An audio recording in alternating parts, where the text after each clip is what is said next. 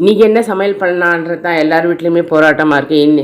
நான் இன்றைக்கி என்ன சமையல் பண்ணலான்னு யோசித்தேன். நம்ம தோட்டத்தில் ஏதாவது கிடைக்குதான்னு பார்க்கலான்னு போனேன். அங்கே 2 தொட்டி நிறைய பொன்னாங்கண்ணி கீரை முளைச்சிருந்தது. எல்லாத்தையும் கட் பண்ணிவிட்டேன். அதுக்கப்புறமா தான் உங்களோட பகிர்ந்துக்கணும்னு தோணுச்சு. இதை பாருங்கள், பொன்னாங்கண்ணி கீரை பறிச்சாச்சு. அடுத்தது பிரண்டை கொடி மரத்தில் நல்லா ஏறி இருந்தது. அதில் ஒரு 3 நீளக்குச்சி பறித்து எடுத்துக்கிட்டேன்.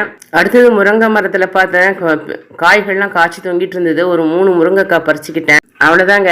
இன்னைக்கு கீரை பொரியல், முருங்கைக்காய் சாம்பார், பிரண்டை துவையல், ஆரோக்கியமான சமையல்.